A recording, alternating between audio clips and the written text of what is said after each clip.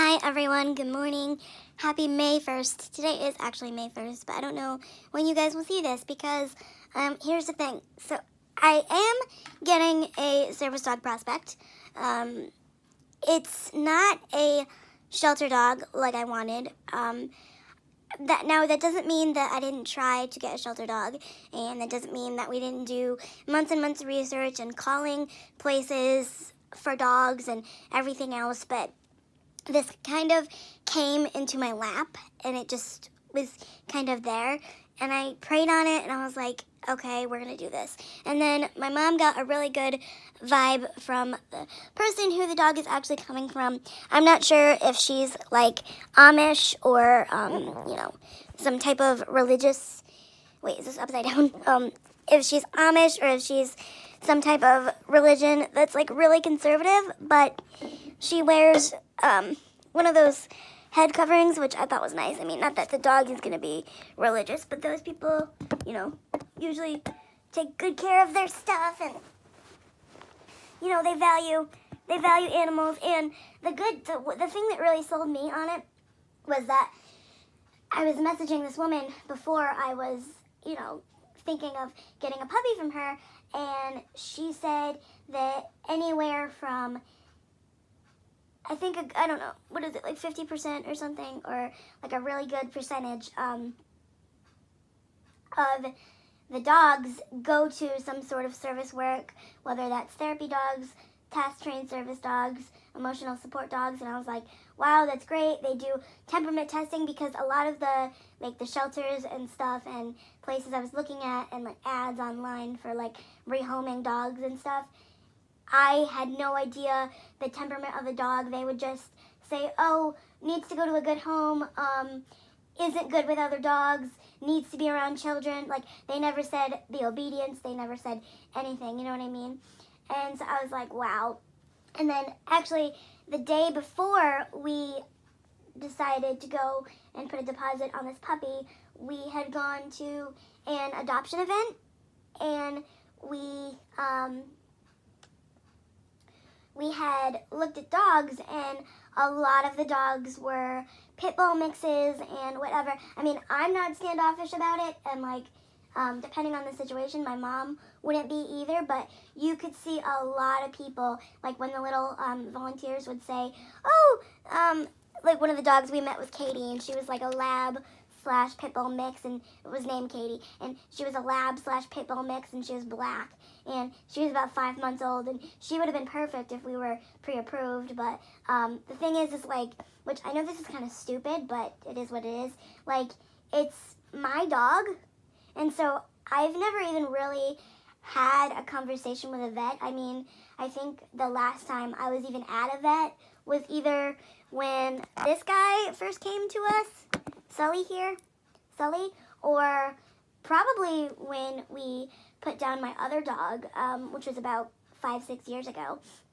And so, no, yeah, because I think it was about 5-6 years ago, and then I think we waited a year before getting a dog, and then, or like maybe 6 months or something, and then he's 3, so something like that. It was a couple years ago at best, you know what I mean?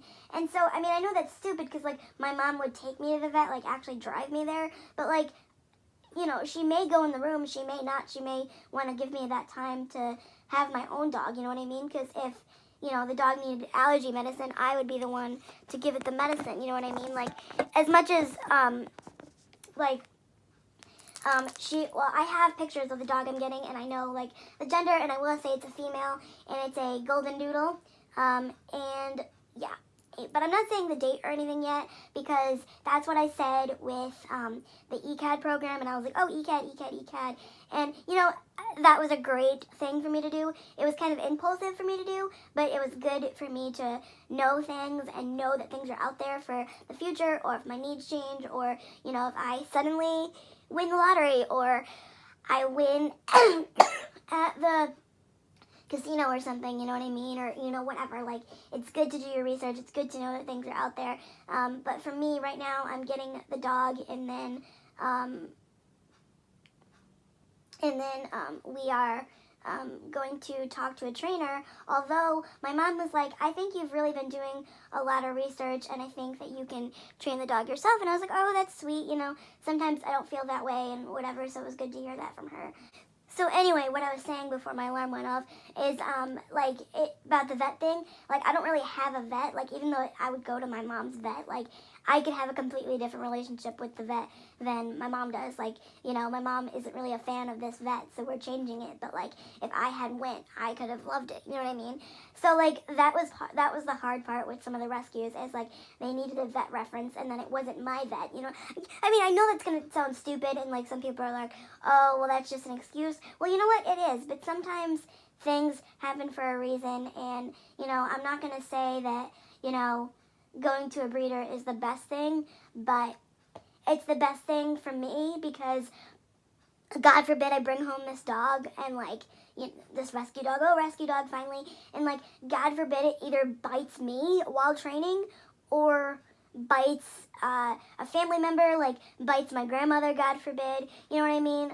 I would have to get rid of it, because if it bites me, okay, maybe that's one thing, but if it bites my grandma, or if it's aggressive towards her, or, whatever else, because, that's a good socialization, bringing around old people, you know what I mean? But, God forbid if it were to bite her or something, or, you know what I mean? If, or we take it to the dog park or something to just play with other dogs and socialize, that's not a good thing. And so I think that for me, with my level of anxiety and my level of just worry-wartness and my level of just panic, I think I wouldn't know how to handle that situation. I would, obviously, if it's bad enough, you pay the person's medical bills, and then you talk about whether you want to put the dog down or not, because whatever. But, that would just be heartbreaking. I wait for all these months and years to get this dog, and then something happens like that. And something would happen like that, because life is never simple for me. It's never dull, you know what I mean? So it's always oh, what's going to happen next? You know what I mean? And so I think that for me, this puppy is a good idea because I could start from day one. It has personality, but it knows nothing. It wasn't abused, I don't think, because they look very well taken care of, because some breeders aren't the best either, but this one is. It has good references. The dogs look very healthy. They're on a very healthy diet. They're around children. They're socialized. They know some commands. They have good parents, you know what I mean? And so I think that this will be great for me. And you know what? If I can't get my stuff together to have it know 5 or 6 tasks, if it knows 1 or 2, that's great. You know what I mean? Because here's the thing. Service dogs, everybody's definition of a basic service dog is the same, but everybody's definition of their service dog is different. Because my friend Cassidy from Chronically Cassidy could say that her service dog is a seizure alert dog. Her dog is, a medicine reminder dog. Her dog goes to work with her. I could say my dog gets me up and pulls the covers off my body when we get out of bed in the morning. I could say my dog turns on the light. I could say my dog picks up my cell phone that I drop, or my wallet, or, a pencil, or a piece of paper, or a book at school, depending on what it is. I could say my dog, sits with my grandma who has dementia and, gives her a little bit of pet therapy. And, the people say, oh, don't let her pet your service dog. No, it's my choice. And my grandma gets to do whatever she wants because animals are really healing. And she's always scared of dogs, but I think if she, she hasn't always been scared. It's just, these last couple months, you know what I mean? There's a neighbor of hers that has a dog in the apartment complex, and every time she walks by it, she gets a little spooked. It's not a big dog. It's a Bichon, which is half of what my dog Maddie is now. And, it's fine, it's cute, it's sweet and whatever, but she gets a little spooked. But I think if I bring a puppy that could sit on her lap, and then I'll be like, hey, do you want to have it do a trick, and then you can give it a cookie, and then, which I know that's not really that good, because, I'm supposed to be giving it a cookie, but, my grandma's my world, and if I only get a couple months with her left, I want to enjoy it with her, and if she wants to enjoy the puppy, she can, but if, I have to leave the puppy at home, the puppy could just go in the crate, or, theoretically, I could bring the puppy there, but then sit it in the back room in the crate and have it take a nap.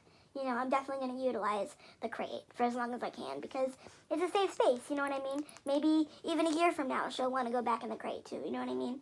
I don't know, I just have to see, like, how it goes. So actually this weekend we need to clean my room a little bit because we need to carve out a place for this crate. So the dog is coming home at the end of May.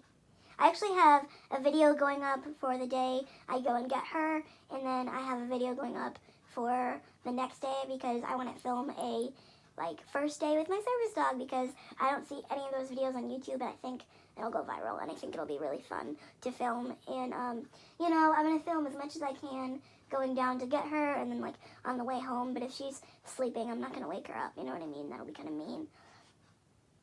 But, like, you guys will follow me on Snapchat and Instagram stories on Instagram, and you'll get pictures, and then don't worry, like, you'll get so many pictures and stuff, so many vlogs and stuff. I don't know, I think that everything happens for a reason, and I think that this little one is coming into my life for a big, big reason, and yeah, so that's pretty much the update for now.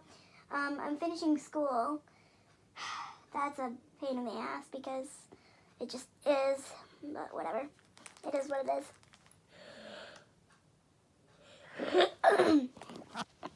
We got 2 sunbathers at 11 o'clock. Or no, 10 o'clock. 2 sunbathers. Hey everyone, it is like 2:08 right now. I just got in bed because I was actually up a lot of the morning and afternoon doing schoolwork and taking care of the dogs. Sully is right on the side of me, and just doing little things like that. I really need to start vlogging because these videos this one you're watching now isn't up till like the 21st or something, which by that time I'll have my puppy, but like I need to start vlogging where I don't mention that because my last Myrtle Beach vlog goes up on the 6th, I think, so I have from the 6th to the 20th I need to film and upload and not speak of the puppy because it doesn't, you know, they don't know that it's coming yet.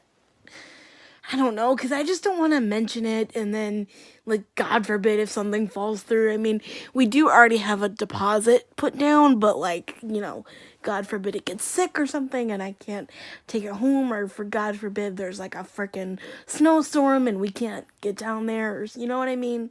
Something, you know, I just don't want to say anything yet because that, you know, I don't want to say anything yet, and, you know, I don't know.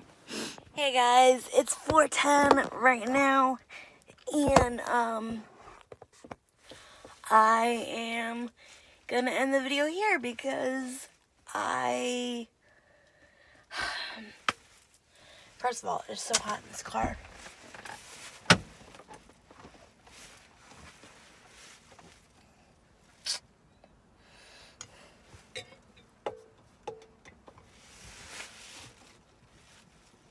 So, bye.